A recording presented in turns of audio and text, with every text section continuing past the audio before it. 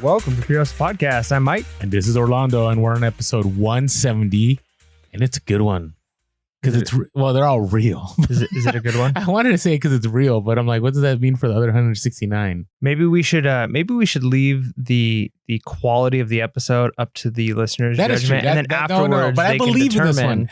whether or not it was good. One. Let us know down below before you even finish watching the video. Is this a good episode? In the comments below, let us know. Before you even finish watching? Yeah, but just right now. Before you even watch it. Just, are you prepared for a great episode? Thumbs up on YouTube. Give us thumbs up, subscribe, write a little comment, and maybe just tell us how your week's going. We'd love to hear and chat with you. So anyways, what are we talking about today? Well, the reason I think this is going to be an enjoyable one for us is because we just lived through this. So the title of this episode is Making Profits While on the Road. Yeah. Because road profit. Because that we both experienced it. Now we experience it in different ways, right? You took a vehicle, you had a trailer, I caught an airplane and I flew out somewhere. So I think this is going to be a well-balanced one also because yours is mainly eBay. I'm going to talk a little bit about Amazon, right? And whenever we talk about eBay, that applies to all the other platforms that are similar. You know, Poshmark, Mercari, Together. Did you know about Together? That's another platform out there. Bonanza. I'm trying to name all. Depop. Grailed. I mean, there's a lot of StockX. Just keep going. We'll just spend the rest of the podcast. You can just name off. You can just name off all the platforms. Should we do an episode where we review all of them? I haven't sold on all of them, so I don't think that would be fair. Yeah, well, fair enough. So, but there's so many out there. So, super important. You know, especially I think when you go full time to take these trips of sourcing. I think you could stay home and you could never leave and be in the same region, but there's something about traveling, not only the fun aspect or the idea that you actually can have a paidcation where everything is taken care of, but the idea that you can find more places to source, you can find different kind of inventory. And again, it's the modern day treasure hunt. So I thought I'd break this up into three things. One, before the road, which I think majority of what you do when you go on these trips should be planned out before you go. Now, there is a lot of fun of, I guess, do you call it freestyling? That's what they call it on pickers when they just get in the van and driving around. Freestyle. Freestyling doesn't work very much. So, but, well, it does. It does. And we'll talk about one of our hustles of the week today. That was a freestyle hustle of the week. And then I thought I'd talk about on the road. Like, what do you need to do on the road? Now, these aren't end all answers. This is what Mike and I have experienced and what has worked for us and what hasn't worked for us. And then at the end, I thought we'd come back and go, okay, what do we do when we're back from the road, right? Because that's just as, it's not just as important, but it's pretty important. So fair enough. I thought we'd leave the least important for last. Is that good? Well, people are going to turn us off. When you started by saying like the most important is before the road and just as important is after, I was going to say like, well, is it like all of them are the most important parts? They're all important. Stay tuned to the end. Every part of your life is the most important part. Just know that. Is that true? I don't know. Why not? I wonder, you know? You take things too seriously, man. I'm philosophizing right now. I don't know about that. Okay. All right. So when we talk about before the road, I think you need a clear purpose, right? You kind of experienced some of that, didn't you? When you left, you had this grandiose idea that you're going to be hitting every store, but then you realize it was a family trip. Talk to me a little bit about that. Yeah. I mean, I think purpose is important because one, you've got to understand what it is you really want to get out of something, right? Like it doesn't matter what it is in life, what you're trying to do. Oftentimes people have goals and sometimes those goals are unattainable. Sometimes they don't set goals at all. And so what you really want to do is you really want to find out what is realistic. And I think you should find a goal that stretches you further than you've been stretched before, but isn't like so far out of range that you're never going to reach it or so easy that there's no challenge. And the same thing goes with this. When you're deciding, hey, I'm going to source more, I want to learn a new niche, or I'm going to go on a big road trip, you really want to understand what is it that I'm expecting to get out of this. Now, my trip and your trip was a little bit different primarily, and you've taken several trips primarily because of just the atmosphere, right? Or the purpose of the trip. So for us, my mom lives in Colorado. My dad lives in Texas. We don't see them very often. So we wanted to spend a little bit of time with family. And also we were going with a 2.5-year-old with us, right? My son. And so we understood that we wanted to have fun. We had planned that we were going to do some kind of a family trip, some kind of vacation over the summer. I'm a teacher. I'm going to have the summer off. And what we decided is let's kind of have a 50-50, or maybe not a perfectly 50-50, but a split vacation / work trip. The idea being, let's do some sourcing, let's make some money, let's make the trip pay for itself, but let's have fun too. Let's realize that this isn't all work, because we could have made it that way. We could have gone to just stay with my parents, but not actually spent time with them, not have enjoyed the scenery, not have enjoyed the things that are around, but going knowing, hey, we're going to take a day and we're going to go to a zoo. We're not going to do any sourcing that day. We're going to take another day and we're going to go to Great Wolf Lodge, and we're just going to hang out at a water park, right? And knowing that this is what's going to make this trip memorable. Now, the nice thing is that's what we wanted. We wanted a family trip that was going to be fun, that was going to be memorable. And then also on top of that, free or profitable, right? So we knew that we'd be able to make some money, but we didn't want to turn the whole thing into a work trip. That being said, I think even in my mind, I anticipated stopping far more often than we did. But you know, when you're doing your planning and you're trying to figure it out, and you've got maybe 8-9 hour days on the road, every stop that adds an extra half hour or 45 minutes to your trip, it starts to add up quickly. And when you got a 2.5-year-old with you, it changes everything. So we decided, you know what, let's make sure we stop enough that we can, source, we can get a few things, we can have some fun. And once we got to the point where I was like, hey, this trip is pretty much paid for, there was a lot less pressure on us. Yeah, and I'm about to say the same thing, except from a different angle, right? Mine was purely business. And I ended up having fun on this trip. The goal was I was going to go in. There are these items I was looking for to send into FBA. That was my ultimate goal. My goal was to go in there, go into the state of Colorado. And we're dropping a YouTube. I'm dropping a YouTube on Friday, not on the Amazon site. It's going to be all eBay. So tune in. Episode drop on Friday. Hopefully I have it all edited. Yeah. Hopefully you'll enjoy it. We'll see. It's my first video I think I've dropped on YouTube in like 2 years. It's been a long time. So I knew exactly what I needed to do. And when you know exactly what you're doing and you meet that expectation, it makes your trip a whole lot better, right? You went into your trip saying, this is going to be a vacation, family time, and hopefully we'll be able to get some thrifting and it'll be profitable, right? So when you weren't able to hit every thrift store, you didn't have this continual feeling like, oh, we're failing, like we're not making it happen, da da da da. Same goes on the other side. I had a goal that I was going to, clean out the state of Colorado of this one certain item. And I'll talk about this in our planning, but I already knew what I was going to do. So the moment I landed, I ended up getting my rental car, and that's all I did for the entire day. I did nothing else. I didn't stop into my hotel. I already had my reservation made. I didn't stop to, I grabbed a little bit of food, I think, on the way. But all I did is I sourced and I sourced and I sourced and I sourced because that was my goal. That was my purpose. Now, did I plan on thrifting and doing some eBay stuff? I did, but this was what needed to happen first. If this didn't happen, I would the whole time during the trip feel this constant pressure. What did I miss out on? What did I not take care of? What did I not do? So I sourced all the way from, I landed about 1 o'clock and I sourced until about, say 10:30 at night. And I came back and I was good. And then the next day, I just spent the whole entire morning putting together my shipment and I sent it out. And then it was like, all right, what do I do now? Right? Then I didn't have the second part planned. Now, do I wish I had the second part planned a little bit better? I do. But my ultimate goal was there. Within my first stop, I already made enough money to cover my entire trip and profit. So everything after that, I knew was going to be profitable. But purpose is really important. Now, if it was a different trip, and I was traveling with my boys and we were going to do like a sightseeing vacation trip, I would have to have the understanding that, okay, either it's all business the first day and then the rest of the time, my boys and I will go sightseeing and we'll be tourists and so on. Or I'm going to plan each day where that's what we're going to do. But the key thing is knowing the purpose, because I've done the random trip where I just fly in somewhere. I'm like, oh, I wonder what's here. And it's pretty miserable because no planning is done. I don't know where I'm going.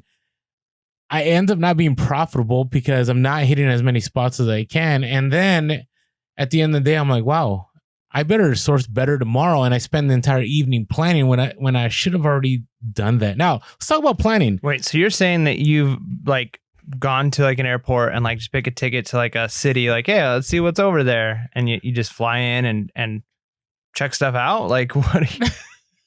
Not exactly like that. No. I bought the tickets a week ahead. Like I bought the tickets and I got the rental vehicle, but I have done the I wonder what's in this city. So I've done that. One time I flew into Utah and I did that. And now, luckily, it was tied into like I was gonna do some AP reading when I was a teacher. I had to grade 500 essays a day. I don't know how many I graded. It was a lot. And so we had to work from 9 a.m. until 6 p.m. 6 p.m. or 5 p.m. And then they let us go. Sometimes it was 3 p.m. 3 p.m. Yeah, because 5 p.m. like there's not a lot of time. So 3 p.m.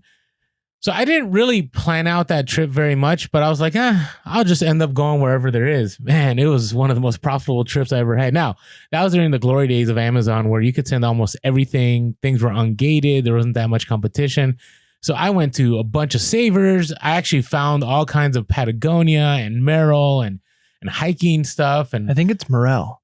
Morel? Yeah. You always say Merrill. I hear people say Merrill too. So, it's okay. Is it like one of those things if you're British, it changes? I don't know. Let us know in the comments. Is it Morel or is it Merle? How are they going to do are they going to have to put the little... do it phonetically. The phonetically? Okay, whatever. Morel. Okay. But it wasn't planned out. Now, luckily, it worked out. Now, I've had other trips where I've driven up, let's say, to Northern California. And I've flown up to Northern California. I'm like, I wonder what I'm going to find. And yeah, I've done that. Now, I have friends and stuff. Like, I don't just randomly go. Now, it's nice to stay in a hotel sometimes. You have that happy balance where you feel guilty if you're staying at somebody's house. So sometimes it's better to stay in a hotel just to avoid that guilt.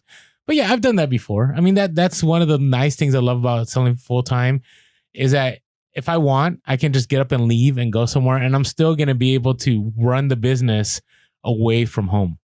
Right. So now let's talk about planning a little bit. This actually took some planning, right? I mean, you were planning this for weeks. Yeah. No, luckily, my wife and I have different skill sets and I'm more in some ways business minded and can think that way. But she has the what would you call it? Like, drawing a blank on the term, but anyways, she can plan out and organize like times and locations and all of that stuff way better than I can. And so she had been planning this trip since early in January. And I'm the kind of person who you start telling me about a trip. I mean, we were going to go to Africa earlier before the whole COVID thing kind of stopped that. That's right. I've been all over the world to different countries, and as crazy as a place I'm going and as amazing as I know it's going to be, it isn't until I'm pretty much landed there that I start to get excited about the trip. Like, I don't really think about it. Like, if you were to say like, yeah, in 2 weeks, we're going to go to Africa or we're going to go to Nepal it's like, all right, sweet. And that's kind of where it stays with me. I don't really like think that far into the future, whereas she'll have already planned it all out. And so my wife had already kind of did the route. We should stay here for so many days. If we leave on this day, then we'll come into this town at this time. And then we could, and she had it all planned out, which I'm so glad that she was able to do a lot of that. So then what I did at that point is I said, okay, so which places are we going to be on what date? She kind of had the outline for me. And then I would go through and say, all right, I'm putting it in my Google Maps and I'm going to see how many thrift stores are along the way. Now, I use Google Maps. And one of the cool things is you can do a point A to point B and then search along the route. Right. It's a cool feature. I don't know if it's the same on the iPhone. I use something different. I'll talk about it in a little bit. So I do search search along the route, and it will show me thrift stores and then exactly how far the detour would be. So this store is a 6-minute detour. The store is a 2-minute detour. +9, right? +6. And it'll show me all of them. And so I can kind of get an idea. Now, one of the things I did with that, it was just assume like, okay, we're going to start driving in the morning. The thing I didn't account for, and I should have, is time change, right? So, okay, we've got a 9-hour day of driving. If we leave, we're going to be in Utah at this time. We're going to leave in the morning and then we'll be into Colorado at this time. No big deal, except for, you're losing time the whole way when you're going west to east. And so where I would think, hey, we're going to be into this city by 4:00. This thrift store closes at 5. We should be good. Well, once time starts changing, that's different, right? And so that's part of the planning too, is there's some things that you might not even think about. What are the time zones there, especially if you're on a driving trip? How long is it going to take you? How many stops are you going to have to do? Each one of those stops, you're going to have to add kind of in your total time. So if there's a thrift store you want to get to closer towards your ending destination, you might not be able to make it if you've got a long trip that day. You might have to the next day start, but you might have to backtrack, right? So kind of planning out your route in the same way we talk about with like garage sales, kind of planning out a map and your route, understanding what looks best. That's really important. And then also things like, kind okay, we're going to be bringing the trailer. What are the things we need to do to get this trailer ready? Well, let's get new tires. Let's make sure that we have a tool set in the back of the trailer in case we have to use it. And luckily I had it because I did need to use it, right? And so we had to think through what are the things that we want. Oh, we're going to need totes in this trailer. All right, well, I've got 8 totes in this trailer and I've got room for more, but we're going to leave these open. But these totes are going to slide around, so I need to install something to hold the totes in place. So those were all things that I did weeks in advance, knowing that this trip was coming. Now, you could be like me usually and just kind of wait to the last minute, procrastinate, and then those things come up and it's like, now I don't have time, right? I didn't even think about getting something to hold the totes in. Now you've got totes swinging back and forth and you got inventory getting messed up. So you really do need to plan out and think ahead as much as possible. And then that kind of even goes in with your purpose, right? So are you wanting to hit every single thrift store along the way? How much time are you going to spend in each? Or are you willing to say, hey, I'm only going to hit every other thrift store, or I'm only going to hit 2 in each city. I'm going to avoid the Salvation Armies and the Goodwills. I'm just going to do the smaller ones, or I'm just going to do the Salvation Armies, right? So you can kind of plan that out that way. And it really helps with having that ahead of time. And then the other important part with planning, and this kind of even is on the road a little bit, but at each kind of checkpoint, reevaluate. Okay. So maybe you got in later, maybe you drove a little further, something else happened. So now you've got at the end of the night, all right, what does tomorrow look like? Plan it out before you go to bed. Because if you wake up and you go, oh man, we should have left 45 minutes ago if we wanted to hit this place by this time. So you always got to have a long-term plan. What is the week going to look like? And then day to day, those plans change, right? So you want to make sure you're constantly evaluating, what do I need to do today? And has anything changed that is going to change my overall plan? Yeah, agreed. And for me, and this applies both for Amazon, eBay, whatever platform, it's key to understand what is nearby. Like, you don't want to waste time, especially if the purpose is a business one. You have to keep it business. And again, once you get that out of the way, the rest of the time you can have fun. I shared this on the YouTube video. You'll see that, like, the last day, I spent 3 days in Colorado. My last day was kind of just hanging out. Like, I met up with my former boss, went to lunch, spent a few hours doing that. I just hit up whatever thrift stores I found. Probably would have been a lot more profitable on the eBay side had I planned it out. Because I was just going to whatever thrift store I could find. And yeah, it was interesting, you know? But the key thing for me was, so before I went out there, when I was looking for this item, I found every single store that carried the item that I wanted. Then after I found every single store, the night before, I called every single store and I asked, how much of this do you have in stock? And so I put out a sheet and, I wrote the name of each store, and then I put how much each store had of a certain item. So I knew that I'd have a limited amount, right? Because by the time I get there the next day, there may not be that many. And then I could kind of test, okay, what stores do I need to hit? Do I need to skip a store? Because maybe their inventory is low and it's not worth it me driving that far. So after I did that, then I used Route Excel. I think you can do the same thing in Google Map. RouteXL.com, you put an address, where you want to start, where you want to end, and then you put a bunch of addresses in there, and then you hit route, and it'll route you in a perfect, not circle, but it'll take you from point A to point B and everything in between, and it'll give you the shortest way to get to each of those routes. And so I did that, and it was super profitable, because had I just showed up not knowing how much inventory there would have been, I would have gone to some stores where there was nothing, because there actually was a few stores where it was like an hour away, and part of me would have been like, oh yeah, you know what? They probably have it there because, there's less people shopping there, and I would have driven all that way and there would have been nothing. Or this happened to me before too, where I haven't planned and I show up and the location doesn't exist anymore. Mm-hmm. Like, it's closed. Like, for whatever reason, it didn't update on Google or it didn't update on Yelp. So it's very important that you figure that out. So after I had that all done, I understood, okay, I have from this point to this point. And then if I need to skip a certain place, that's okay, because the inventory is lower there. And, if I'm short on time, if I need to get to a certain store before the store closes, I can get there sooner. The other part was planning how I was going to take care of shipments, right? My issue before, when I've done FBA shipments, was I'd go and I wouldn't have a printer, or I'd go to a hotel that didn't have an office space, where they have like a printer there for you. You can go online, or there wasn't a FedEx nearby. Well, not FedEx anymore. Now it's UPS store only. So there wasn't a UPS store nearby.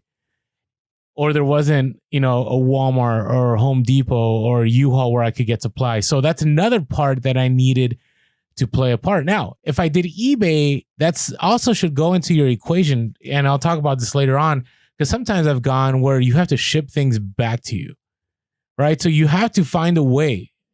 I would say don't allow how much you can take home with you, limit what you source. Because if there's a good deal, and you can't get that deal anywhere else at that moment, it may be worth shipping it back to yourself. Case in point, when I was doing Amazon one time, I actually ended up having to do all these crazy shipments. Now, luckily, I was able to ship everything from where I was. But had it come to a place where I was short on time, I already had a plan. I knew that if I went through PayPal shipping, it was 25% off the UPS. And so therefore I was going to ship that way. I was going to ship items back home. Luckily, I didn't have to do that. Right. So planning is super important, especially if you want to make it profitable. But actually, if you want to make it a good family time, I mean, that's, the best vacations are the ones I think are planned out. I always find that they're not planned out for the most part, especially with small kids. You're miserable. Yeah, I go back and forth on that. Okay. I like some days where it's planned out and then a few days where it's just go with the flow. Because, man, when it's like, you've got to wake up at this time and get ready by this so we can go to this amusement park, and then we've got to be by this dinner for this reservation. And then you wake up in the morning, you're like, I just want to lay in bed for a half hour. See, it's my funny. Vacation. In real life, you're very much like, I got to get up at this time. Yeah. In real life, I'm not like that at all. But on vacation, there's a schedule, my friend. Like, you got to hit that schedule. You pay that money. You want to have that fun. You go by the schedule. Yeah. See, that's why, I don't have a Disney pass anymore. My wife, she and my son both go to Disneyland fairly frequently, so they have passes. And it's so much better to have a pass because you can show up, you can spend 3 or 4 hours, and then come home. Right. Okay. But when you pay to go to somewhere and it's like you got to spend to get your money's worth, you've got to spend the whole 12 hours in the park. It's the worst. I hate that. And so, obviously, if you go somewhere unique, you have to do that. But I prefer the more go with the flow, kind of more relaxing, because I'm so rigid in my day-to-day life that vacation needs to be the break from that. Maybe there's something wrong with me because I'm rigid when it comes to vacations. Yeah, that's bizarre. All right. Hey, what about packing? Were you planning on shipping anything out? Did you try to list anything when you're out there? I was thinking about it. I was thinking about bringing my light box and doing some of that. But I just knew that going from, hotel room to hotel room was already such a challenge. We spent a few days with my mom and a few days with my dad. We did an Airbnb in Texas. But most nights, or many of the nights, we were driving to and getting to a hotel in the evening, unpacking all of our stuff that needed to go inside the room, and then in the morning packing it all back up and loading it and going to the next place, right? Which is, kind of a typical road trip. And the idea of, especially after the first few nights, I was glad we didn't do it. The idea of lugging up some of the inventory or staying out in the heat and setting up a light box and taking pictures of inventory when I just want to, crawl into bed, turn on some stupid TV and blast the air conditioning, because that is the best part about being in a hotel room, is setting the air conditioning to 60 degrees. No, I agree. You got to keep it cool. cool. So I didn't bring packing tape and picture equipment and all of that. But even that being said, I still had to prep the stuff that I did pack and bring, knowing that there had to be room for inventory. There had to be an organized system so that as I was getting stuff, well, am I going to put it in the totes closest to the door? Well, then as those fill up, then I've got full totes by the door that I have to take out in order to get back. So even there, you kind of have to have a process of how you pack your stuff. So if you're bringing a trailer, are you going to load from the front to the back or the back to the front? How are you going to do that? Are you willing to move that stuff? And so having a system in place is really important. Yeah, agreed. And you got to understand what you should pack and what you should not pack. So I think you're crazy for packing a giant printer. You should be bringing your little... No, I know. People got after me. People were telling me to get the fake Rollo printers, the private label Chinese ones. Yeah. I think I will. All right. But for that moment, I just thought, you know what? He carries a full size... It was an HP printer. Laser printer. In his luggage everywhere he goes. It's crazy. Carry on. Okay, now let me give you the evolution of all that. That's not effective. I'm just saying. It was effective. It was very effective. It's not efficient. Okay, efficient maybe not, but it was effective.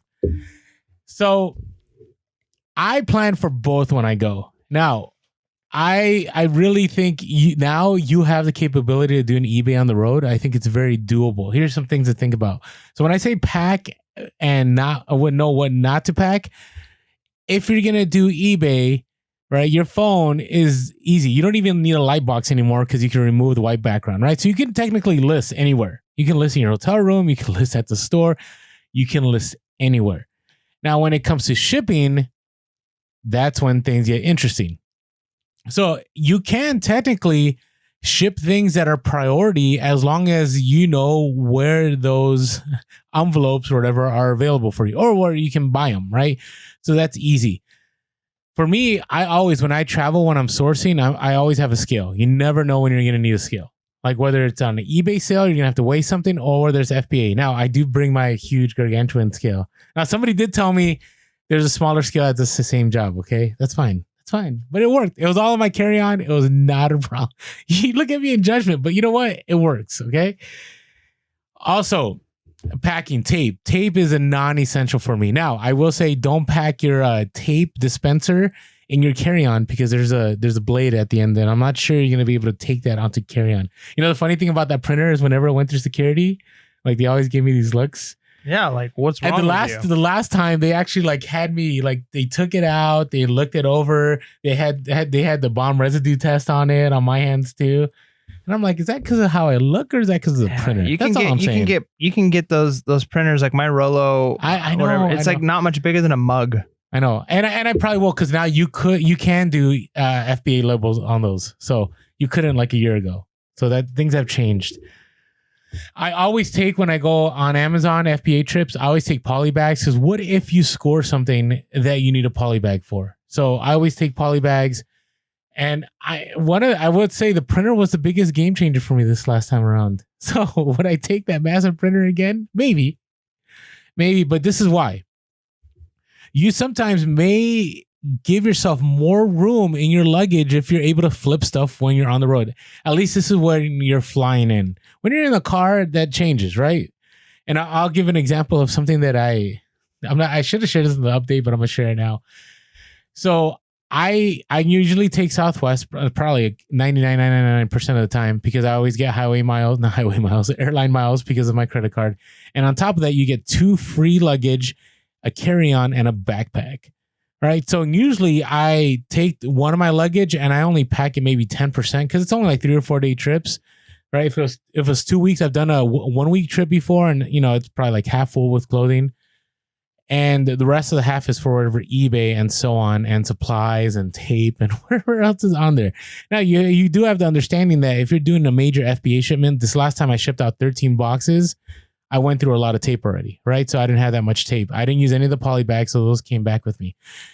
The other part of it is also understanding what you don't need to pack. So, for example, I don't pack boxes. Imagine taking boxes. But there's U-Hauls around. There's Home Depots around. There's Walmart around, right? Packing paper. I won't take packing paper because I can go to U-Haul, pay $10 and I get like 200 sheets of packing paper, right? So keep all this in mind. So think of what you would need at home in order to make an Amazon shipment or an eBay shipment and determine what you're going to do while you're out there. So I had, and I'll share this in the YouTube video, I did have a couple items that sold.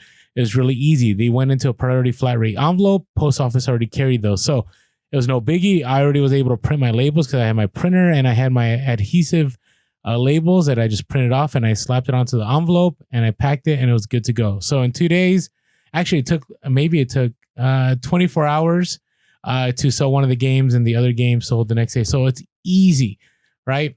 Now, you do got to be careful that you don't take on more than you can. So on this last trip, this isn't on the YouTube. This is a podcast exclusive. Orlando's failure. So, you know, trampolines are hot sellers right now. Did you know that? Yeah. So I'm at the store that shall not be named, and there was this thing that looked like a trampoline in a box. And I was like, I'm gonna flip this local. It was like day 1 of the trip. I'm like, I'm gonna buy this. Now, what I didn't notice, and I did at the end before I bought it, it wasn't a trampoline. It was a trampoline enclosure. Yeah. Right. It was like those like fences. Yeah, because the trampoline box would be huge. Yeah. Very, very heavy. Yeah. No, this thing was massive too. This thing weighed at least 50 pounds. So I'm like, I'm going to flip this locally. This isn't related to, don't do this. I'm just telling you what not to do. Okay. So I'm like, all right, there's no price on it. So I'm like, oh, even better, because maybe I could haggle my way. So I approached the employee. I'm like, hey, how much are you willing to let this go for? They're like, I don't know. Have you looked it up? I'm like, what? Looked it up? I'm like, I haven't, but it's not I'm not going to give you guys much because I'm on a trip and, I got to figure out how to ship this. If I got to ship in, Now, the comps were like $300 to $500 for this. New. Right. This was open box was ripped, and, And for a trampoline enclosure, you'd have to take it out and examine to make sure it's not ripped because it's a safety. Like, because you're really big on not selling things that are safety hazards. Like, but this was a local, trampoline so I wasn't as enclosure. concerned. Yeah. Well. So it's not really a moral thing. It's it's a legal thing. No, it was a moral thing. I looked inside. It was good. Okay, it was good. All right. So the guy's like, "How much would you be willing to pay for it?" And I'm like, 25. And he's like, 35. I'm like, no, 25. So 35. I'm like, no, I'm only gonna pay 25 for this. And he's like, all right, we'll do 25. I'm like, hey, $25. I'll run the risk. So I had a minivan. So I threw it in the minivan. Now it was kind of nice because even before I bought it, I already posted it on OfferUp. I was getting a bunch of offers. Now one of them was a scammer. It was like, hey, I'll send you a cashier's check. You can hold it for me. Like, no, stop it. The other one this was shady. A guy messaged me and he's like, I posted it for $180 in the store. He messaged me. He's like, I'll give you $100. I'm like, yeah, I counter. I'm like, I'll do $125. And he's like, actually I found one online for $65. I'm like, what? No, you did not. What are you talking about? So I'm like, no worries. Somebody else messaged me. Now here's the problem with this item. People just read trampoline. They didn't read enclosure. So I'm all excited. So I bought it thinking I got these multiple people wanting to buy this, put it in my minivan. Drove around with it for 2 days. Well, and that's got to be hard too, because I was updating my weights every time I'd get to a new place, like when I was in Colorado, and if you're traveling and you're staying in different locations and you're constantly updating the location of where it's at locally, that's a nightmare. No, it was, but it was easy. I just put Denver, and Denver covers a lot. Now I did go to one side where. On the other side, I went all the way to Eagle, Colorado, and then I went to the other side, which is Colorado Springs. So yeah, I get that. But usually I just message people and I just found like the nearest, Carl's Jr., Starbucks, or whatever. I'm like, hey, we can meet here. That's a good idea, though. I mean, not that it'll always work, but on OfferUp and, Facebook Marketplace, go into stores like Goodwill, Salvation Armies, and if you see a big something, maybe a big piece of furniture that's been in there for a long time, and you don't want to store it, take some pictures of it there and list it on OfferUp. I've done that. And then just leave it. And if somebody says they'll buy it, say sweet. And then go to the Salvation Army, OfferUp after you set the time and place. And if it's gone, then you flake on the person, say, hey, sorry, it's not available anymore. Well, I've never done that. and if it's still there, then you buy it and you sell it. Okay. Now, I have done where I've taken the pictures of the item in the store and then I bought it. No, I'm saying just let the store hold it. I know what you're saying. Now, that's only worked on me twice where I actually sold it within the store. But I actually bought it and I met with the person. I've never done the whole take a picture, leave the store. I mean, I know people do that with like certain stores. RA stuff, right? Yeah, RA, they do it all the time. Especially if they're next door to an RA place. But I mean, you can get away with it. Now, OfferUp gives you reviews and so does Facebook Marketplace. So you got to be careful with that. Yeah, but you don't get a review if there's no transaction. Is that true? Yeah. Oh, okay. Well, hey, I'm not here to judge. I'm not here to judge. So, anyways, long story short, hey, you're just helping the Salvation Army sell it. That's all you're doing. You're helping connect them with the buyer or whatever thrift store. You're just the middleman. You're like a house wholesaler. You're a broker, right? And you get a broker fee for it. The difference between what the buyer pays and what you're paying the thrift store. It's a genius idea. I'm going to start doing it. So, anyways, I drove around with this thing for 2.5 days, and it was getting close to me having to take off on my airplane. And I ended up having to redonate it. So I lost $25. It was worth it to me. Or you could say that you donated $25 to the store that should not be named. I did to help out other people. That's right. And actually, not thoughtful. only that, they're going to make profit on this item again. Yep. They're probably going to sell it for more because wherever I dropped it off, they're not going to charge 25. It's at least worth $80 used, like at a store that shall not be named. I mean, if the right person goes in and finds it, right? That's true. It's just it was so bad. I kept getting excited, like the offer up sound is addicting too, right? And it was every time I'm like, just to make sure, I'm like, this is a trampoline enclosure. They're like, oh, never mind. Like every single time, without a doubt. So, but it's not to say that when you're traveling, you can't do that. I mean, with your weights, you ended up having to take them back home. Yep. Okay. Yep. But I have done it on the road too, where I've done the local, and it's worked out. So mine, I just want to share you, just for the sake of sharing the story. Nice. Well, So, thank you for that. Hopefully you all learned. Make sure to buy items that are actually hot, not that they have a hot name, but they're not what they are. All right. Does that make sense? Sure. Okay. All right. Okay. What about on the road? Know your surroundings. We kind of talked about that a little bit, but I would say the very first thing you should do after you're done, if you're done sourcing right away or whatever it is, know where everything is located, right? Here's the biggest problem I've had, and this ties into the packing. I've gone and I didn't pack a tape dispenser. I remember one time I didn't pack a tape dispenser and I literally spent 2 hours looking for a tape dispenser. Like, brutal. How ridiculous was that? Like, I went to Walmart, sold out of tape dispensers. I went to Target, they didn't sell them. I mean, but that's not really anything you could do, right? Like, I could have packed it, or I could have ahead of time, if I knew that I wasn't going to take one with me, I could have called stores and made sure they had them in stock. And so I went to the exact store. I don't know. I feel like if you, like, for instance, we got that Airbnb, we recognize, okay, there's a Target, there's a Costco, there's a Walmart. There's no way if I'm like, all right, when we get there, we can, if we need to pick up certain items, I'm not going to call for everything. Hey, do you sell toothpaste? Right? Like there comes a point where you just got to assume that stores like Walmart are going to have the thing. And if it's sold out, that's kind of a fluke. I mean, I almost worry about. I think if it's pivotal to your business, I think you should call ahead. I mean, I can't think of anything that's that pivotal. Tape dispenser that you wouldn't pack. That's true. No, that's what I mean. But this was a time. This is my early days where I really didn't pack anything. I remember the early days of doing FBA on the road. The only thing I showed up with was my MacBook, and I basically would buy the boxes at U-Haul. I'd print at the office. Tape, I would go to a Costco and I would buy the tape in the dispenser there. Packing stuff at the U-Haul. So I took care of, like, I wouldn't take anything with me.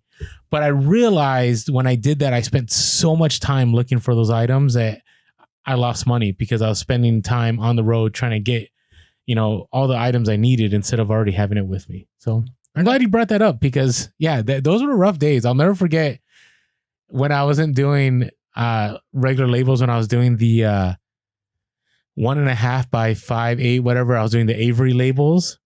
And I remember having to go to the concierge in the hotel, and he couldn't get the labels in the printer right. And I literally spent half an hour trying to teach the guy how to do it because he wouldn't let me do it. He's like, all right, I'm going to go to the back and I'll print this out. And he came back and it was messed up. Here's some more. All this time I lost. If I just brought my own printer, I would have been okay. So there you go. All right. So I would say know your surroundings, and I always have backup plans.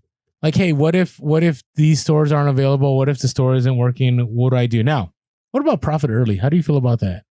Yeah, I mean, I'm assuming you're just saying work hard early. Yeah.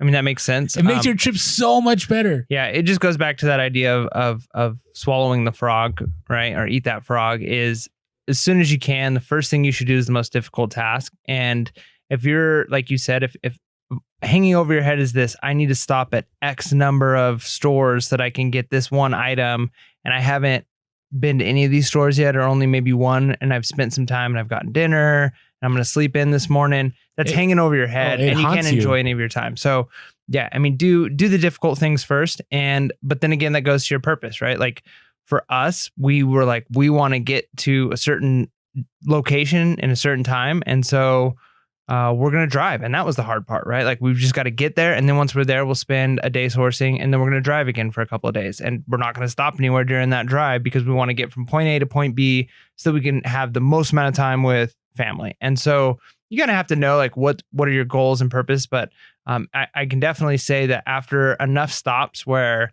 I could say, oh, I think I've paid for this trip, the rest of the trip was a lot easier. Mm-hmm. Right. And so, but at the same time, there's less of an urgency. And so you don't feel as I've got to get into another thrift store. I've got to get into another store. I've got to source more. There's a plus and a negative, pros and cons to that. Of once you've kind of achieved your goal, it's actually harder, I feel like, once you achieve a goal to keep going than it is to get to that goal. That's such a good point. Because once I did all those stops and I made plenty of, potential. Now it's finally kicking in because stuff finally showed up to the warehouse. I actually was super lax. Like things didn't bother me. Which is kind of the idea of like the 10X is instead of setting your goal here, set it further so that even if you don't make it to that further point, you've already actually reached your real goal plus some. Whereas, a lot of times you get to your goal and then you kind of just coast. And like I always say, you're either progressing or you're regressing. There's no in between. You can't really stagnate. You can't just stay in the middle. You're either getting faster, stronger, better, smarter, more productive, whatever it is, or you're getting less. Like you can't really stay where you're at. And so, a lot of times you reach your goal and then you slow down. So that I would say that's one thing I took from the 10X that I kind of agreed with is, hey, maybe set a loftier goal than is even achievable so that you don't ever get to that. Oh, now I can kind of go on cruise control. Yeah, agreed. So profit. I'm telling you, your trip is so much better. Now, if it's a trip where you're like, hey, if we find stuff, whatever, then I wouldn't stress about it. But if you're hoping to make the trip profitable, the sooner you can get to that place, even on eBay, based on what you buy, once you buy a certain amount, you're like, you know what? It's more than is going to cover the trip. Your trip's going to be a lot smoother. I've been on the trip where it's kind of like, oh, I'll get to it tomorrow. And then the last day, and I'm like, wow, this is rough. And it just haunts you. It just stays on you the entire time. All right. How about willing to adapt? Did you have to adapt a little bit on your trip? Yeah, for sure. I mean, I'd say this is probably one of the unspoken or maybe often spoken mottos of PRSO Podcast is being willing to adapt. So I mean, I definitely had to adapt. There were days we drove further than we were expecting. There were days where we didn't stop as much. There were days where we stopped more. Having to spend time fixing the trailer. Like I mentioned while we were on the road, did that on the road episode. My dad needed to go to the hospital. Oh, and right. So that changes things, right? So you can go into something willing to control the things you can control, but you always have to be willing to adapt because you can only control the things you can control. And if it comes out that, hey, you came here to source a certain item, but there's better items, but that might mean I was only planning on doing, FBA, but now I need to do some merchant fulfilled because this is just this, I can't pass up on this. And so you always have to be willing to adapt. You can't be so rigid in your system because you're leaving money on the table. That being said, you also have to have, I think, realistic boundaries and say, this is my plan and I'm not going to deviate too far from that. Like I'm planning on going here and seeing these people. So I'm not going to get halfway and say, hey, I got this deal.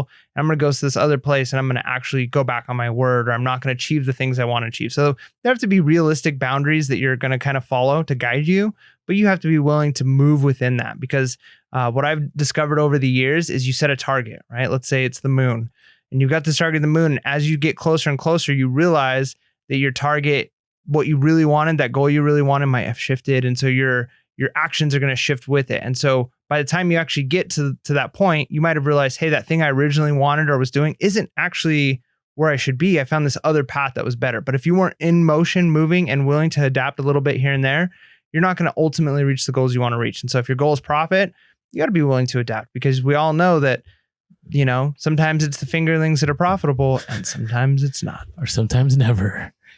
Now, I got two examples. So on this trip, I'll go with the first one. So on my sourcing trip, I had the very first day I'm talking about, like I had to hit all these stores. And there was one store that had the most in stock out of all the stores, but the store was 2 hours and 40 minutes away. So I had planned to hit the store up the next day. I was going to get up early. By the way. Get up early, be there right at open, take everything, go back, and then do my FBA shipment. But what ended up happening, I was going down the road, I looked at the next store. I was going to be done a little bit early, but it was going to be at a time. So let's say the store closed at 9:00. I could get to that store at that point in time by like 8:00 and I would have been fine. Or I could go to the next store, which had like a limited, it had like maybe 10 or so of the item, and then try to make it, but I may not make it to the next one. So I'll just leave it towards the next day. So I had a dilemma. I was kind of like, okay, do I follow my plan, right? And risk it? Or do I just drive to this out of the way, go for the for sure thing? Do I just adapt and make it happen? And I'm glad I made the call. This is why. So I skipped the next store. I just ended up going to the one that was super far away, 2 hours and 42 minutes. I was already exhausted from being on a plane, driving all these hours. I'm like, but I got to make this happen. So I show up and it was beautiful. Like, I wish they had more in stock. I mean, everything was there. It was nice. Took all that, drove home, and it was kind of nice because then the next day I didn't have to get up early. So I slept in and I went to the store that I planned on going the night before that would have put things at risk, and they were sold out. So had I made that call not to adapt, I would have missed out on inventory there. And who knows what I would have missed out on the next store the next morning. And I was able to get more sleep.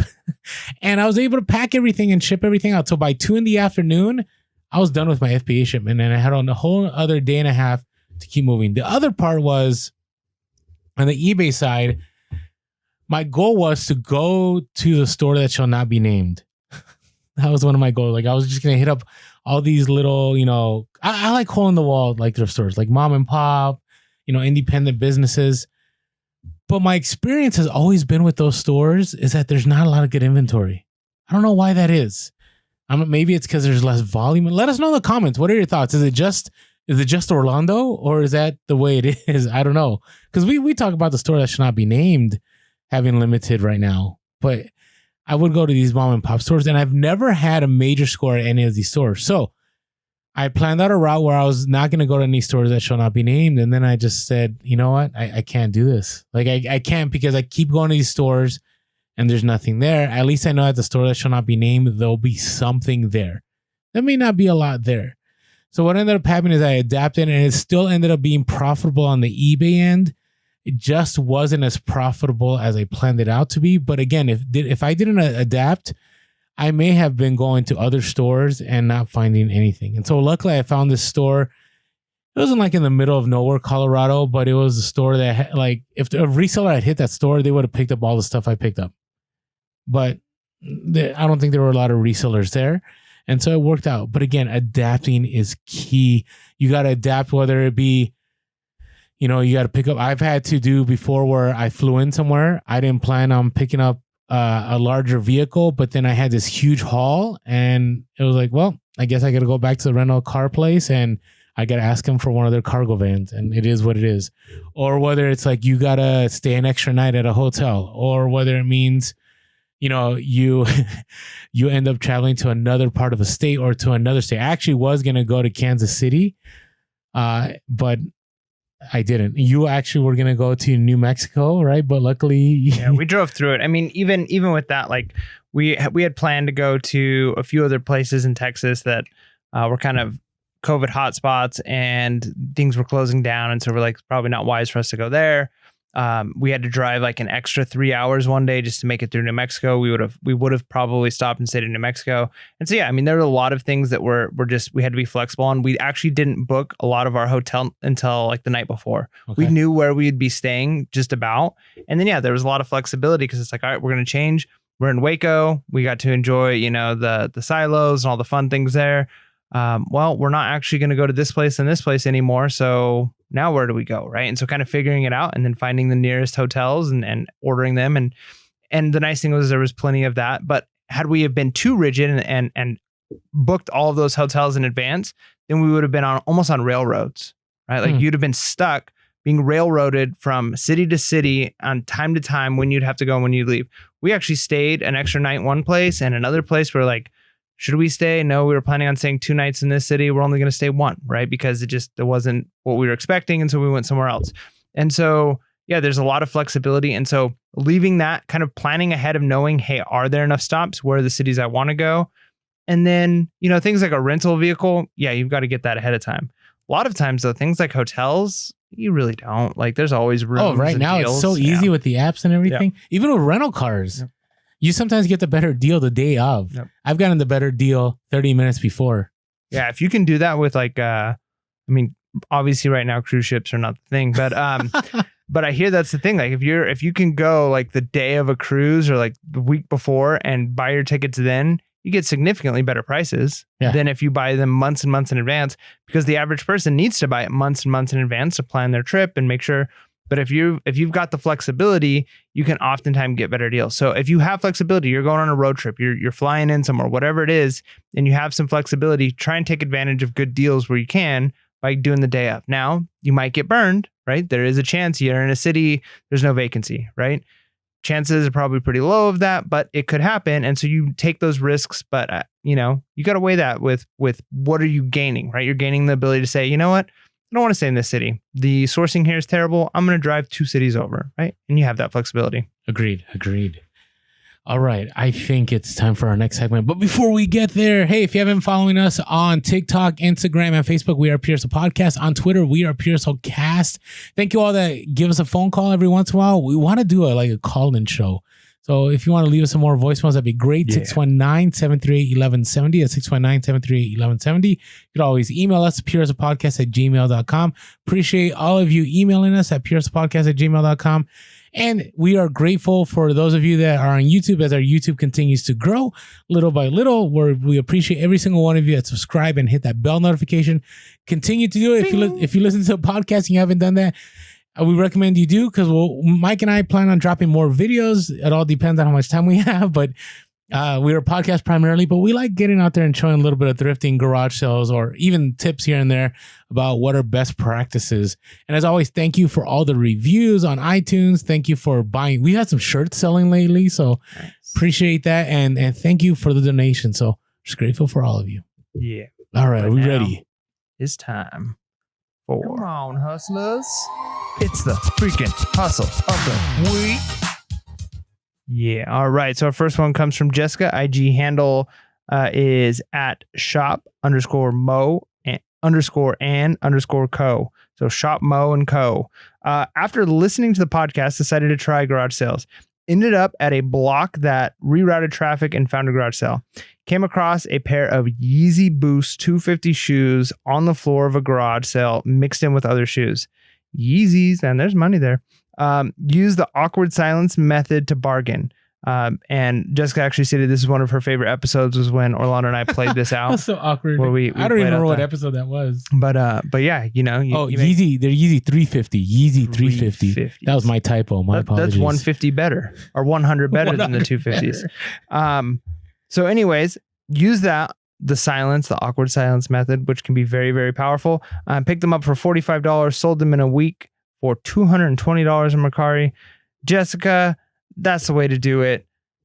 Just, being awkward, especially because it sounds like you weren't like really a garage selling, like you weren't super experienced with this. You wanted to go out and try it, and you did some negotiations, which that takes a lot of guts, especially, there's a lot of people who've been reselling for years and they're still working on negotiations, and it comes more naturally to some people than others, but you made it work and you picked up shoes that you were able to sell for $220 for $45. That's amazing. Good job. She shared more of the story after I let her know that we're going to talk about some podcasts. She had talked about how when she went, the shoes were actually amongst a pile of shoes on the garage floor. Now, why would somebody do that to a pair of Yeezys? I don't know. I would, but I'm not a Yeezy fan as far as the shoes go. And what ended up happening was she thinks it was like the husband's shoe collection. And so she moved fast, because you know how it goes. You ask like, hey, I need to ask my spouse about this. And then you kind of, might not work out. So good for you, Jessica, implementing successful garage sale tips. Yeah. The husband's going to be like, hey, where did my Yeezys go? Oh man, I don't want to be there for that conversation. Yep. All right. Hey, next we have Trey, IG handle Trey Gibson 76. Trey is the individual that made those cards for you for yes. What was that game? Yeah, Gaslands. Gaslands, yeah. So Yeah, that car's legit. yeah, I know Mike so is grateful for that one. And so Trey picked up a lot of items for $50 on Facebook Marketplace. Have you been sourcing on Facebook Marketplace? How do you find that working out here? Pretty good. I mean, I haven't used it in a couple of weeks just because I've been busy with other things, but I'm planning on doing a whole lot more local sourcing. And so yeah, Facebook Marketplace. It's been rough for me. Maybe Really? it all depends on what you're sourcing though, but You gotta source everything. I have more luck on OfferUp than I do on Facebook Marketplace. Source everything. No, it's true. It's true. Everything. So refrigerators. It doesn't matter. $50 on Facebook Marketplace. Someone was selling a mixed lot of items because they were moving. Was told there was a rug if you wanted it. Just kind of like, hey, here's a rug, throw it in there. So listed the item and held out after several offers. Sold a blockbuster video large entry rug for $300 plus shipping. Nice. That's pretty awesome. That is pretty awesome. Are you old enough to have gone to a Blockbuster? Yes, of course I am. Come on checking. now. That's ridiculous. So I remember those rugs. Rewind. Who would have thought those rugs you walked over every time you walked in would be worth that much? You're walking on cash. So nice Those are work. expensive rugs. You know, plus then there's the nostalgia of Well, that's why it sold for $300. So nice work, Trey Gibson 76 on Instagram. That I like that. That is an awesome sale. One, because it was like last minute. Two, it's nostalgic. I like it. So it's good stuff. All right, our next one comes from Cody. I'm gonna butcher this, but the Instagram handle is it Pfeiffer.flips? Pfeiffer. PHIFER.flips. So he's new to reselling and just started listening to the podcast, went to some thrift stores, and after hitting some yard sales, he came across 4 scanners for $6.99 each. He looked them up on eBay and decided to put them all in his cart. Went home and tested. 2 came with the AC adapters and USB, and 2 without. He listed them each for $400. Immediately received 3 offers for $380. Holy cow! And the last one for $380. A little bit later, one person bought all of them. They were Fujista Scan Snap Fujitsu. Yep, that's what I said. Fujisto Snap IX 500 wireless document scanners. It doesn't really matter what they were. They were expensive, and you picked them up for cheap, and you sold 4 of them for $380 each. Dude, that's the kind of thing that the new resellers love to experience because you're hooked, man. You're in now. That hooks you. Even if you've been reselling for 10 years, those keep you motivated. Like, hey, this is why I got into reselling, right? Because you can get caught up in the bread and butter, and then bread and butter after a while feels like work. But then you have those home runs. You're like, this is why I do reselling. One of the reasons I do reselling. So nice job there, Cody. I got to tell you, I haven't sourced an electronic item that's sold for a lot in a long time. Oh, wow. I've been lazy. I just don't want to test anything. That's one problem. So, hey, nice work, Jessica, Trey, and Cody. Appreciate you. And if you're not following the hashtag Hustle of the Week on Instagram, you should. It's instant bolos. Like, you don't have to pay. It's completely free. And whenever somebody has a major sale, it comes up on your feed under hashtag Hustle of the Week. And you're like, hey, here's another item I should keep an eye out for. Yeah. So, all right, what's your Hustle of the Week? So when I was at my mom's house, and it was just actually not too far outside of Colorado Springs, so I wasn't too far from where you went. And there were a couple of thrift stores there. Actually, I think only 2. One real thrift store and one kind of mom and pop that was like more of an antique store. But anyways, was it like in an office building, kind of on the lower floor? No. Okay. So there's a Goodwill that I went to twice, right? And the first time I went, I didn't really find anything. I found a couple of shirts, I think a pair of shoes. Didn't do super well. I mean, it wasn't terrible.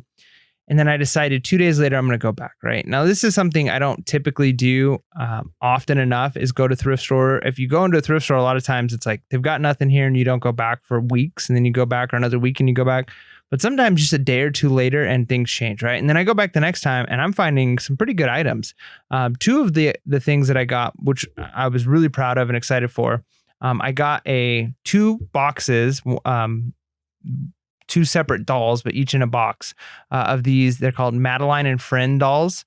And they were $2.99 or $2.50 or something like that. And I think they were the half off tag, which is bizarre because usually when new inventory comes in, it doesn't come in as the half off color. So I don't know if this was just like in the back somewhere and then somebody brought it out. But these 2 dolls, I picked them up for basically a little over $1 each. One of the boxes is a little bit dented and messed up, but the other box looks pristine. I'm seeing a lot of these dolls, the Madeline and Friend dolls, selling for, upwards of $40 to $50.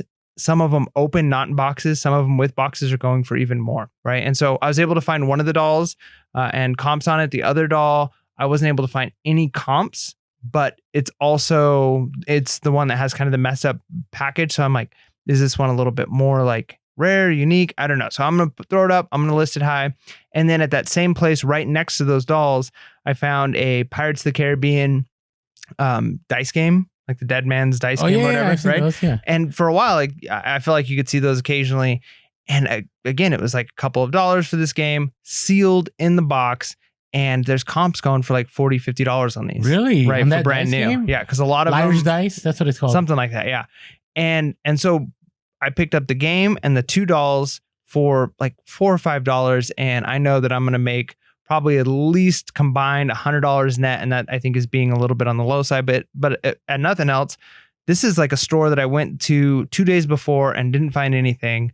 I go 2 days later, and just in 2 minutes, I've got $100 of profit, right? So Nice. that just goes to show you got to be willing to keep going, be consistent, and search through things, and don't sleep on the toys, right? I make a lot of money looking through toys. I hope I'm not killing my niche here, but yeah, a lot of people won't. So spend a little bit of time there. Nice. All right. So mine is a follow-up. So remember when I picked up all that hunting gear? That's like a hunting gear. I'm all sold out. Nice. I'm all done. Now, it was a hustle week on 2 ends. One is because it was a score, and the second part was because I learned a lot. So recap real quick. I went to the thrift store in the middle of the day. This was like 2 p.m. It was on that day where everything's, half off except for a certain color tag. I go, no one picked these up. No one. Like, I'm not sure why. There was a guy that had one in his hand, and he's like, never mind. And he put it back. So I picked up about 15 pieces that day. It's Sitka hunting gear, Sitka. And this stuff is pretty hard to find. Even when you try to buy it on marketplaces or whatever, like, people know what they have. They're not going to sell it for cheap. So at the store, they had a bunch of jackets, they had pullovers, they had pants, ranging from prices from $15 to $25. So I went in the store. I found 4 jackets on one rack. Then I found 2 in another rack. I'm like, I'm going to go through every part of the store and see if this is anywhere else. And sure enough, I found, a vest here. I found another 2 pullovers here. I found some pants over here. And I was like, wow. So I picked up 15 pieces. Now, I didn't realize how much knowledge you had to have for these, because I listed these, and right off the bat, I had all these hunters, messaging me like, hey, what model is it? I'm like, it's whatever it says. They're like, no, go. There's a serial number here, and then look up the serial number, and it'll tell you what style. So I learned how to find the serial number. I learned how to find which style it was. And then I also learned that like how they're built makes a difference. So some have more layers than others. And some, it all depends on whether it's Gore-Tex or not. I mean, I learned a lot. So in total, I paid about $280 for all this hunting gear. So it was pants, pullovers, jackets, everything. Sold all of them for about $1,500. Nice. So it was nice. Now net, probably like $1,000. Easy, right? And some of the stuff was so easy to ship. It was like padded envelope, medium flat rate box. I mean, it was never more difficult than that. So keep an eye. It kept me going. Like, I'm like, I like thrift store still. I'm not a big fan right now here in San Diego because it's kind of rough. But then again, this was in San Diego, right? So you never know what you're gonna find. So yeah, that was my hustle of the week. Yeah, I like it. All right, let's get back on the road, or let's get back from being back on the road. Let's get back from being back on the road. Yeah, or basically, let's go back home. All right, now let's be home. What is? So we talked about, before the road, on the road. Now we're back home from the road. Did you change handling when you're out there? Yeah. Yep.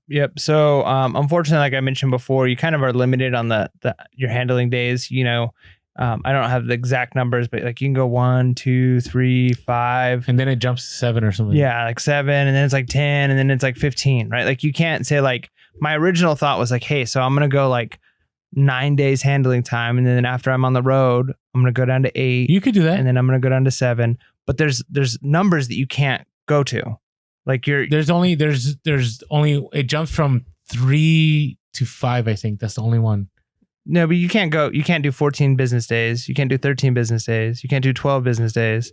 At least we couldn't figure out how to do that. Like we were stuck at a certain one. So once we got to the point where it's like, hey, okay, now we can go back down to 10 business days or whatever it was, that next marker. But yeah, so when we got home, we definitely adjusted our handling time. And then we had to ship out all the stuff that sold. So we had a ton of stuff that sold when we were on the road. And those things were, for the most part, people were willing to wait. I don't think we had any of them. Maybe one person said to go ahead and cancel, but I think everybody else was like, no, it's fine. Like, you'll be shipping this out in a week and a half. This is the date. We'll tell them, like, we'll ship it out this morning on this date. And people were fine with it. And so even with the long handling times, we probably had fewer sales than we would have if it was, next business day or same day. But even still, you do what you can. Okay. No, and here's the thing. We probably should have talked about this on the planning. So we're kind of reverse. Hopefully you listen this far so you get this. So in part of the planning, right, before you hit the road, you need to plan when you're going to change your handling time. And what I mean by this is sometimes you'll change your handling time and you might be on the road, you already changed it, but there may be somebody who bought something 2 days ago, but they didn't pay for it yet. And then they pay for it after the fact and it's going to mess with your metrics. So be ready for that. Usually eBay is pretty good about that. You call them after the fact. You're like, hey, this person bought it. They didn't pay for it. I changed my handling time. I was out of town. There's no way I could ship it in time. Right. So be aware of that. Now, when you change your handling time, the easiest way, we get a lot of DMs about this. And I think it's because a lot of people don't know, is you go to my eBay, you go to account, you go either to business policies or you go to site preferences and then business policies, and then you go to shipping. And what you do there is you create different shipping policies. So I'll give you an example. I have one that's called first class free. So anything that I can ship first class, I ship it free. And I put first class free. I title it first class free. I put that it's only GSP. And then my handling time is same day handling. Now, when I change it, right, I can just go to my shipping policies. A lot of people are trying to go through the bulk edit route. That gets tricky too. There's also glitchiness when it comes to when you go to the shipping policies. Like if you already sent offers or you got an offer, it won't let you change it anymore. It's already blocked out. So what it does, it'll create a separate shipping policy and it'll say first class free copy. I'm not sure when eBay is going to fix that. I've talked to eBay multiple times about that because it's always been a problem. Especially, I remember that one time when we had to do item specifics and they wouldn't let me change anything until I did item specifics, like 1,000 items. But luckily, it took care of it for me because eBay is a bay. So, right, my Mike is right here. So you can go after you create your business policy. When you want to change that shipping handling time, you just go and you can choose. And you're right, Mike. It goes 1, 2, 3, and then it says excessive, not typical, and then it goes 4, 5. Then it jumps to 10, to 15, to 20, and then to 30. Now, I used to, when I had more than 1 day shipping time changes, I would message everybody. Every single sale I'd message. Now I don't do that anymore, especially because of COVID right now. I think people are used to longer shipping times. Unless the policy is more than 3 business days handling, I usually don't message people. And usually people are willing to wait. Every once in a while, you might get a message like, hey, when are you going to ship this out? But it's usually not a big deal. Actually, when it's been like 5 days, I haven't messaged anybody. I never, like this last time, I didn't have any problems with anyone. I didn't message anybody. No, nobody wanted to cancel. It was all good. Now, the reason I say ship quickly is because once people know you're back, they want their stuff. And so if you don't want to spend all night when you get back or all day the next day shipping, extend out your handling time even more. So you give yourself some space. I know some people that give themselves 3 more days shipping handling time so they can like take their time. I usually like shipping it right away because the metrics begin to kick in. I really believe the algorithm plays a large part. So be aware. I would say ship quickly because you're gonna be listing again. You're not gonna move forward in your reselling if you're just waiting to ship out stuff you already should have shipped out a while back. So it's good. All right. What about listing quickly? Yeah. How do you feel about that? Yeah, you should do that. I just give Mike a hard time because right now, like you still have stuff you got to list. I still have stuff. No, I've got stuff I need to list that's already been in here in my office in my trailer. We haven't even unloaded it yet. primarily because we're debating whether we're going to do a storage unit, what size storage unit we're going to do, whether we should load stuff in here for now. We're running out of space here. We're kind of wanting to expand, have something else going on. And so it's an issue of, do we really want to move all that stuff? I have some death piles here right now. Do we want to dig through and get a couple of the big ticket items, the really pricey stuff, get that up? And so, yeah, ideally you're going to list right away. But, also you got to be realistic with your life. We took a vacation that we worked on. And so when you come back from that, it's like, well, we didn't really have a vacation. We worked, right? And so we want to have a little bit of downtime, and there's nothing wrong with that. I mean, if you're achieving your goals, you're meeting all of the things you want to do, you're paying your bills, you can work as hard as you want to work. You don't have to kill yourself working if you don't need to.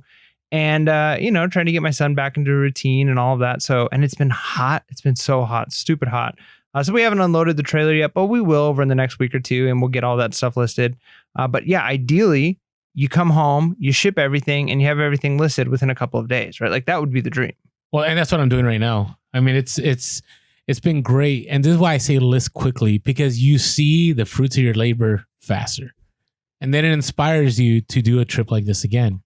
Because you're going, hey, you know what? It was worth it. When I went to Wisconsin earlier this summer, I listed those items right away, and I already was in the profit within a few days because a lot of those items sold, right? And hopefully when I drop the YouTube on Friday about my trip to Colorado, I'll have more things on there that sold, because I've already listed half of those items, and I'm hoping to list the rest of it today. I'll be good to go. But you want to list quickly because you want to see your return faster, so it'll motivate you to do this again. Because if it just sits around, I don't know. I think it slows you down. That's just my thoughts after doing this several times. All right. And the last part, document. What now? If you've done, if you're on social media and you've done a YouTube or Instagram and you have archives, I think that counts. But you want to document. You want to document, okay, whatever way you document. I'm not saying get a pen or paper. I'm not saying, do a spreadsheet. I'm just saying document. What are the places you went to that were successful? What are the places you want to avoid? What are some things you would do different the next time? Right? What are some things you would have packed? What are some things you wouldn't have packed? So you're saying do a journal and do a reflection in the journal. Yes. So keep a diary. Whatever you want to call it. I just think it's so important because I really right now, I think I know how to do Amazon FBA on the road now. Like it's a machine now. Nice. Like I source. And you carry a machine. And I carry a machine because it's a machine. But I'm telling you, like, I remember like even 4 years ago when I would do these FBA sourcing trips, man, it was horrendous. Like even the little things like, the bellhop, what do you use? What are those carts? The luggage carts at the hotel? Yep. Like I've learned that when I source to use those carts because it'll make my life easier. Where back in the day, the thought never crossed my mind. To use the cart to help bring your stuff to your room? Yes. Dude, I had like 130 units. Like how many? And it was on the third floor. So how, carrying like 5 at a time in the elevator, I would have been doing it all night. Instead, I took 2 trips. I loaded up both luggage carts and I was good to go. Now, nice. Were there people going like, what is this guy doing? Sure there were, right? Yeah. Be comfortable being weird. And also recognize the area, because there have been some sketchy areas. Like I remember when I sourced for Toys R Us up in California, in SoCal, there are some parts that I stayed in a hotel with my son. And I'm like, I got to, under the cover. Now, this is another thing you got to think about. When do you, if you're doing FBA or even eBay, when do you bring stuff into the room? So I've done it under the cover of night because there's not a lot of people there and they don't know what's in my room. Yeah. And then the other thing too is I always bring moving blankets. I'm joking. I always bring moving blankets. Kind of. Moving blankets work for multiple ways, right? Like if I had big items that were delicate, I could kind of pad them with big moving blankets. And you can go to Harbor Freight. I don't recommend Harbor Freight for a lot of things. Tools and stuff will break often. I mean, they can get some great deals, but you can often, when they have sales, you can get moving blankets, huge ones for, $4 or $5. So I always keep a few in my car or, in the trailer. And they're nice because, if you have a bunch of inventory in your car, you just throw a moving blanket over it. And if you have something that's breakable, you wrap it in a moving blanket, right? And they don't take up a lot of space. So that's one option too, right? You've got a lot of inventory. Maybe you're bringing it in.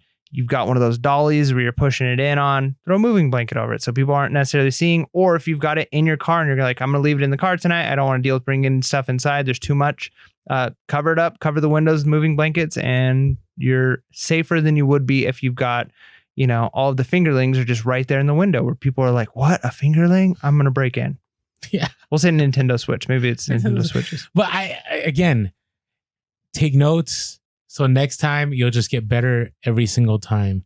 Because on the eBay side, I actually, this is another story. So when I did that sourcing trip in Utah for eBay, I had packed so much of my suitcase. Literally, when I picked up my suitcase at the airport in San Diego, it ripped open in half. And like they like taped it. Like, I don't know why. I don't even know what happened. So I learned that next time when I do this trip, I need to have one of those hard shell luggages instead of your luggage. Well, I don't know about tape my luggage, but I ended up learning that, hey, if I'm going to be doing sourcing, not to take a material luggage like the, you know, the cloth ones, but get one of those hard clamshell kind of deals. Because those, you know, you can stuff in, it's not going to rip open, right? I mean, the zipper may break, but if it gets banged around and you got something heavy in there, you're good. So again, document, take note, so you know for next time how to make it better. Yeah. So hopefully this brought a lot of value. I think I'm gonna do another trip. I'm inspired to like fly out in the next few days now. So we'll see what happens. Do it. Do like a foreign country. That'd be fun. Well, I can't do that right now. No, that's true. So, well, you could. Well, it depends. I think there's certain countries that are open. Okay, yeah, but I need to be back at a certain time too. So that's fine. Just go for 5 hours. Yeah. Right. And with that being said, hey, make sure to be real, be relevant, and be reselling. Late.